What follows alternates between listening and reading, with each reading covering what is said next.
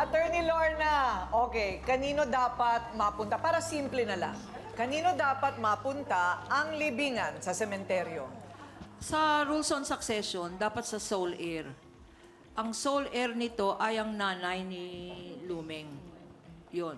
Ngayon, yung nanay ni Lumeng, maraming anak.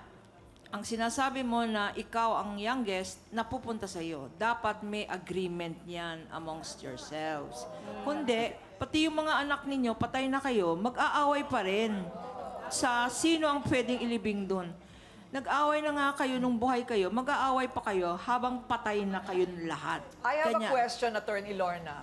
They are contesting na imbis mapunta doon yung nanay nila, ipinagkait nila yung kanilang impormasyon tungkol sa titulo.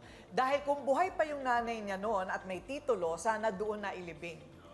Kasi Dapat pa ba nanay nilang nila eh. dapat pa ba nilang balikan 'yon? Kasi isang malaking kaso 'yon, di ba? Tapos na yun Tapos eh. na kasi eh. In fact, sabi nila, I think si Lumeng tsaka yung Boyet are acting in good faith. Hindi sila naglulok kasi kung tama yung narinig ko, pati yung tatay nyo nakalibing doon. Di ba? Yung kapatid ng tatay nila. Yung kapatid ng tatay ninyo, o hindi ninyo Kaya- kamag-anak, Opo. pinayagan nilang malibing doon. So, ibig sabihin, hindi naman sila... Hindi. What?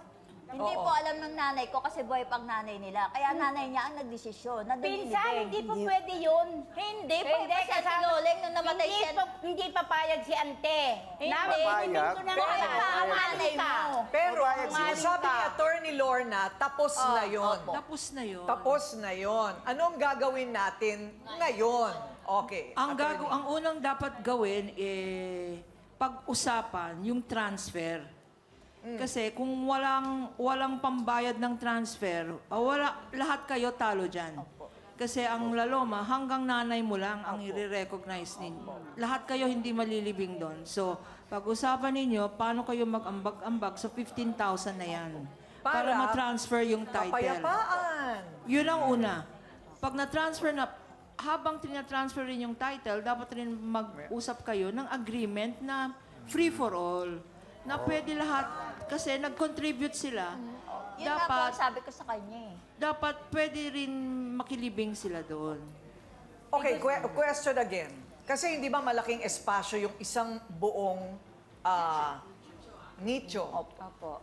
Eh kung matagal-tagal na yung nandoon, pwede namang i-cremate, di ba? Pwedeng i-cremate. Pwede i-cremate. So mas maliliit na ngayong espasyo. Correct. Kakasya kayong lahat dyan.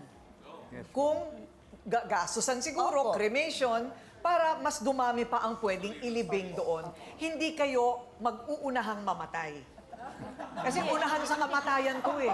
Para ako yung malibing doon. Totoo naman po yun eh. Okay, Dr. Love, anong sinasabi ng Biblia tungkol sa pagbibigay ng tamang libing? May ganun ba sa Bible? Lahat tayo ay merong inaasahan ng simbahan na magbigay ng tamang libing na may karampatang pagpapahalaga at pagpaparangal sa katawan ng tao. Either kalansay na yan or cremated na. No? Kasi it was once the temple of the Holy Spirit. Pero hindi yung patay dito ang problema eh. Ang problema rito yung buhay. Binabalikan pa natin yung kahapon, yung mga nagdaang away kahapon. Kung, alam nyo kung ako tatanungin nyo, kung hindi naman masyadong kalakihang halaga, magpundar na kayo ng sarili nyong libingan para yung buong pamilya nyo doon nyo na ilagay. Ngayon, napapanahon na ngayon yun, yung bumibili tayo ng, anong tawag doon, yung columbarium, ano? Yung mga magpapa-cremate. Pinapayagan naman ng simbahan yan, pagpapa-cremate. Yung maliit na space na columbarium na yon, 4 na tao ang pupwedeng nandun. So, mukano lang halaga nun? Kaysa mag-away-away ang buong pamilya, magpunta na kayo ng, sarili nyo. After all, nagawa nyo ng ipalibing ang nanay nyo, di ba? Sa separate na lugar, di ba? Kung kaya nyo, di yun ang pagyamanin nyo. Wala nang sakit ng ulo, wala na kayong pag-aawayan pa. Kasi pinag-aawayan nilang dito nagdaan eh. Hindi na kayo magkakasundo niyan. Pag nabuhay kayo dyan, pati mga anak-anak nyo, dala pa yung away na yan. And yun yung sinasabi ng attorney na hindi maganda.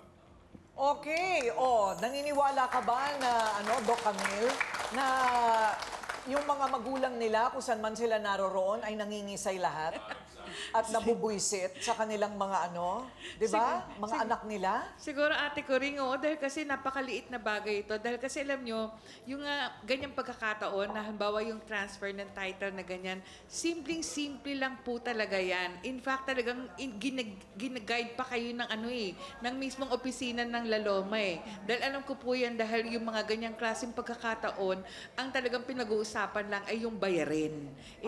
Ang nangyayari pa nga kasi ate ko rin, ngayon dati, nag-iba kasi ng administrasyon ng ang Laloma. So parang ang nangyari, every month, meron kang babayaran for every square meter, parang 5 pesos yung babayaran mo. Tapos yung may mga monthly dues na sila, unlike before. Kaya nakakalungkot isipin na nadadagdagan yung mga binabayaran ngayon kasi dati, pwedeng ikaw yung magpinta. Ngayon, hindi. Kailangan yung mga tauhan nila Ka yung ng magpipinta. Tapos, yun pa yung babayaran. So, nakakalungkot na kung kailan, pag nanganak ka, ang daming gastos. Pag namatay ka, maraming gastos pa rin. Pero siguro pagdating sa pagkakataon na to, palagi ko nga akong sinasabi, death is the continuation of life. So, dapat lang paghandaan pa rin ang kamatayan. Huwag nating sabihin na masama, ay, ang pangit pag-usapan. Hindi ho, walang masama yun dahil kasi dapat pinaprepara din natin yung sarili natin. So, sana magkasundo kayo dahil kasi magpipinsan kayo. Alam niyo, pag nakita niyo yung pagkakataon na ganito, hindi ko rin alam kung makikita niyo pa yung sarili niyo na, ay, ganito yung libing ko, ganito itsura ko. Hindi ho eh. Ang pinag-uusapan dito, maging mapayapa tayo pagdating sa panahon ng kamatayan.